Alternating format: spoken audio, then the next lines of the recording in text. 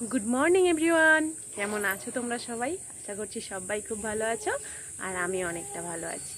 তো এখন ঘড়ির কাঁটায় টাইম হচ্ছে সকাল 7:30, আর মেয়ে সবই পড়াশুনো করে উঠলো। আর মা দেখো সে পাশে মর্নিং ওয়াক থেকে বাড়ি ফিরছে। আসলে আজকে বাড়ি ফেরার প্রচুর কষ্ট, তো সেসবের কথায় পরে আসছি। তো আজকে নতুন দিনে নতুন একটা ব্লগ আরম্ভ করলাম, আশা করছি তোমাদের সবার ভালো লাগবে। তো পুরো ব্লগটা দেখতে থাকো। তো বড়দের জানাই প্রণাম আর ছোটদের অনেকটা ভালোবাসা জানিয়ে আজকের ব্লগটা আরম্ভ করলাম। তো পুরো ব্লগটা দেখতে থাকো।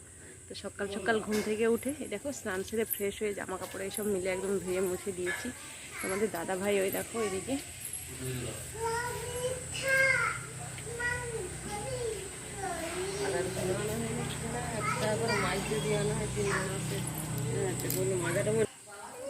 তো খাবার খেতে বসেছি।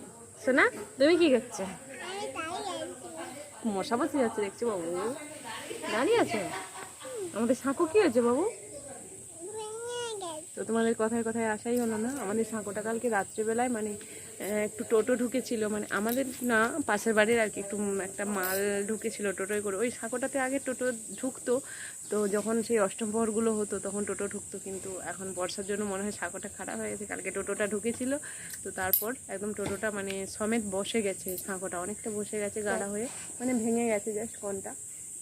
তো সেইটা এখন সেটা দিয়ে তো কেউ মানুষ টানুষ কেউ পেরোতে পারছে না, মানে মানুষ খালি মানুষ একটু আধটু পেরোতে পারবে যদিও বা, কিন্তু সাইকেল গাড়ি কিছুই যাবে না, কিছুই যাবে না। তো তোমাদেরকে দেখাবো ব্যাক ক্যামেরায় পুরোটা। তো চলো তোমাদেরকে দেখাই আমাদের সাঁকোটার কী অবস্থা, আমরা কীভাবে আটকে পড়েছি বাড়ির মধ্যে। কাল রাত্রে তোমাদের দাদাভাই যখন, মানে ওটা তো সন্ধ্যেবেলায় হয়ে গেছে, কাল রাত্রে তোমাদের দাদাভাই গাড়ি নিয়ে এসে মানে পাশের বাড়িতে গাড়ি রেখেছে, গাড়ি কোনো ঘরে ঢুকছে না, প্রচুর মশা বাইরে। বর্ষাকালে তো মশা একটু বেশি হয়, তো প্রচুর মশা, হাতে পাতে শুধুই বসে যাচ্ছে মশা। তো চলো দেখতে থাকো। তো এই যে দেখছো আমার মেয়ে বাইরে হাঁটাচলা করছে, আর ওই যে দেখো ওই পাশে ওর দাদুভাই যাচ্ছে। তো দাদুভাই একটু আজকে লেটে যাচ্ছে, তো সে যাই পারে হোক না কেন, ওই যে মানুষটা কীভাবে পেরোচ্ছে দেখো ওর পাশে, মানে এমন অবস্থা, মানুষ কোনো রকমে লাফালাফি হয়ে মানুষটাই কোনো রকমে পেরোতে পারছে। তো অনেক লোকজন আসছে, ধীরে ধীরে এখানটা বাগানো হবে, তো পৌরসভা থেকে লোক পাঠানো হবে এখানটা বাগানোর জন্য। তো ওইটারই সব কাজকর্ম তোড়জোড় চলছে।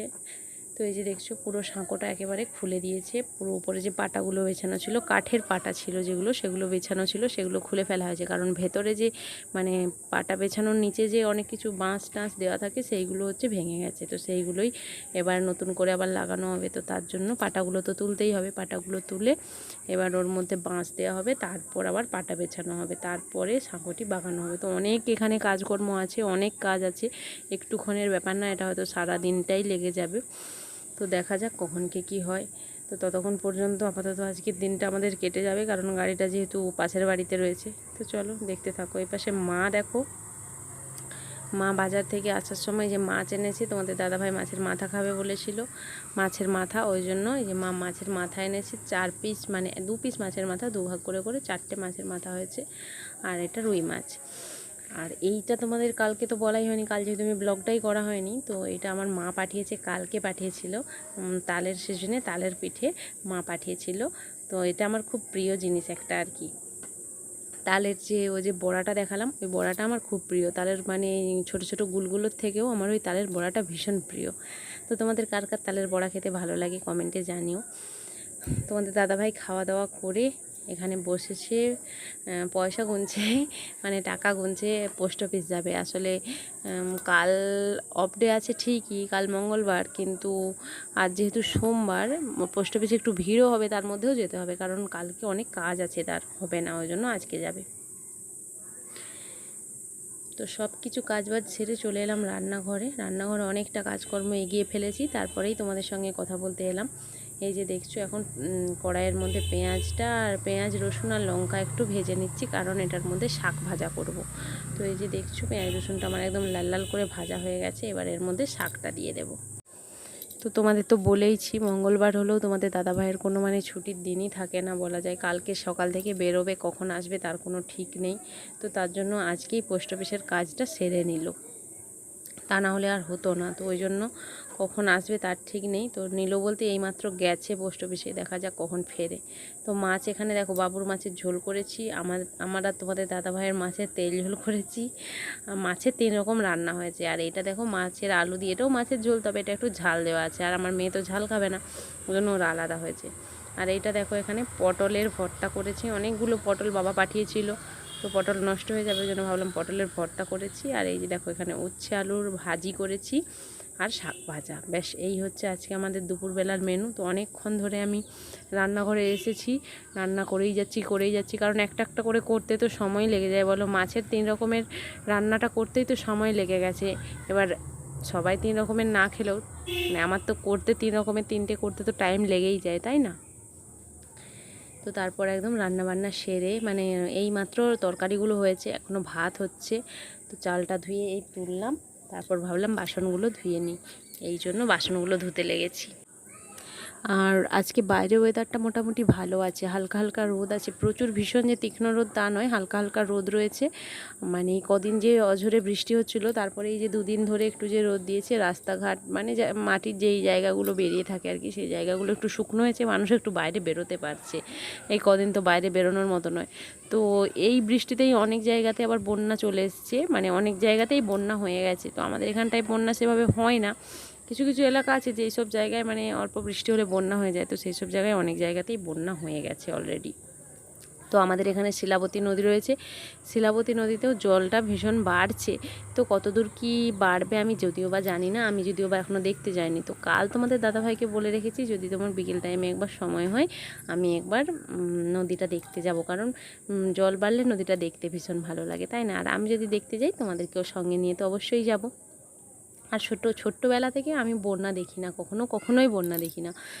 তো বন্যা দেখার বড্ড শখ, তো জানি না কোনো দিন দেখতে পাবো নাকি। তবে নিজের এখানে বন্যা হয়েছিল অনেক দিন আগে, একবার হয়েছিল মা বলে। তো তখন আমি এখানে আসিনি, তাই জন্য আমার দেখা হয় না, কখনোই বন্যা দেখি না, সামনাসামনিভাবে বন্যা উপভোগ করিনি কখনো। জানি না, কষ্টের শুনেছি, সবার মুখে শুনেছি সত্যিই ভীষণ কষ্টের। তো তবুও সব কিছুর মধ্যেই কষ্টের মধ্যে আনন্দ থাকে, তো সেটা দেখবার ইচ্ছে হয় মাঝে মাঝে একবার। তো একবার দেখতে যাব বলেছি তোমাদের দাদাভাইকে, সেই যে দূরে যেখানে বন্যা হয় সেই জায়গাকে একবার একটু নিয়ে যেতে বলবো দূর থেকে দেখার জন্য। তো বাসন কোসন আমার সব এখানে ধুয়ে কমপ্লিট হয়ে গেছে, মোছামুছি করে একদম কমপ্লিট করে বেসিনের মধ্যেই বাসনগুলো শুকনো হতে দিয়ে দিচ্ছি, কারণ এখানে আর বেসিনে আর কিছু কাজকর্ম হবে না, রান্না হয়ে গেছে মানে বেসিনের কাজ শেষ, এখানে আর কোনো কাজকর্ম হবে না।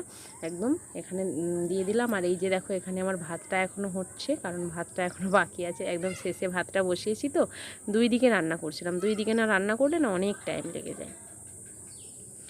তো এই পাশে দেখো 11টা 48, তোমাদের দাদাভাই সবে মাত্র বাড়ি ফিরলো, কারণ পোস্ট অফিস থেকে আসতে আসতে অনেকটা বেলা হয়ে গেছিলো। পোস্ট অফিসে যে লাইন দিতে হয় এটা একটা বড্ড মানে কখন কোন দিন কতটা টাইম লেগে যাবে কেউ জানে না। তো লাইন দিয়ে সব জায়গায় লাইন দিতে হয়, তো যেদিন লাইন বেশি হয়ে যায় একটু লেট হয়ে যায়।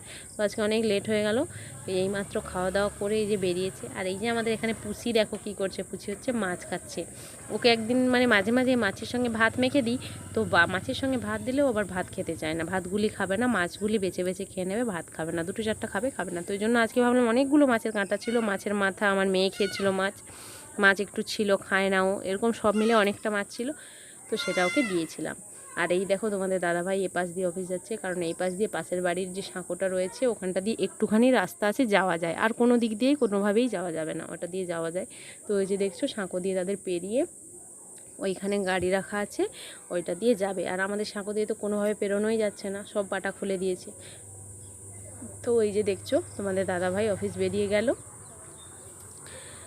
তো যাই হোক, রাতকে ফেরার সময় যদি বাগানো হয়ে যায় আর কোনো চিন্তা থাকবে না। আর এই যে এখানে পুষি তার মনের আনন্দে খেয়ে যাচ্ছে, ওরা মাছ পেয়ে গেলে আর কিছুই চায় না, দুধের থেকেও ও দেখেছি মাছটা ভীষণ পছন্দ করে।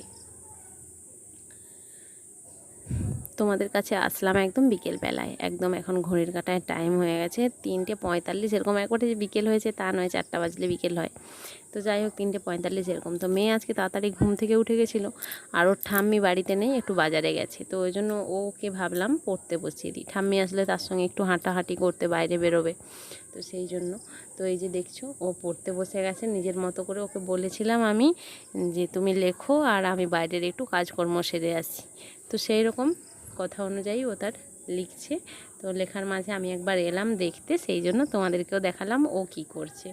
ও মানে এক এক টাইম ভালো লেখে, কথা শোনে, আর এক এক টাইম কী হয় মানে বাচ্চাদের ব্যাপার তো, কখনো জেদ করবে না, বসে রইবে, জেদ করবে, কান্না করবে, মানে কথাটা শুনবে না। আর এক এক সময় কিন্তু বললে বেশ কথা শুনে। এই যে দেখো এখন যেমন আমি এখানে ফোনটা নিয়ে দাঁড়িয়ে রয়েছি, তাও কিন্তু ও আমার দিকে ফিরেও তাকাচ্ছে না। আর অন্য সময় আমার হাতে ফোন থাকলেই ও একদম দৌড়ঝাঁপ করে ফোনটা নিয়ে নেবে।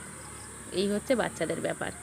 তো এই যে দেখছো 5টা 42, মেয়ে পড়ে উঠে পড়েছে, বাইরে বেরিয়ে চলে গেছে ওর ঠাম্মির সঙ্গে। আর আমি একটু হাত পা মুখ ধুয়ে, বিকেল থেকে ওর সঙ্গে বকে বকে মাথা খারাপ হয়ে যায়, তো মুখ ধুয়ে একটু বাইরে আসলাম তোমাদেরকে দেখাবো বলে আমাদের এখানটার কি অবস্থা। তো বাইরেটা বেশ ভালো লাগছে, একদম ঠান্ডা ঠান্ডা ওয়েদার, কারণ আকাশটা মানে একদম একটু একটু বাতাস দিচ্ছে, সব দিক দিয়ে ভালো লাগছে। আর গাছে ফুলগুলো কি সুন্দর দেখালাম দেখলে।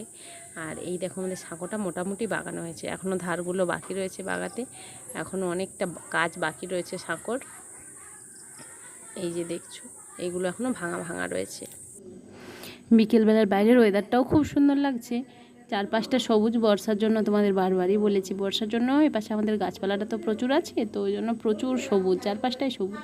আর এই পাশে দেখো আমার মেয়ে, এটা একটা দাদু হয় আমার আর ওর জেঠু হয়, তার গাড়িতে চেপে, এই দেখো তার গাড়ির পিছন দিকটায় চেপে চারধারে ঘোরে। ও তাকে দেখতে পেলেই হলো তার গাড়িতে চাপবে আর পিছন দিকে ঘুরবে। তো চলো তাহলে আজের মতো এখানে শেষ করলাম। সবাই ভালো থেকো, সুস্থ থেকো, আবার দেখা হবে অন্য কোনো দিন অন্য কোনো ব্লগ।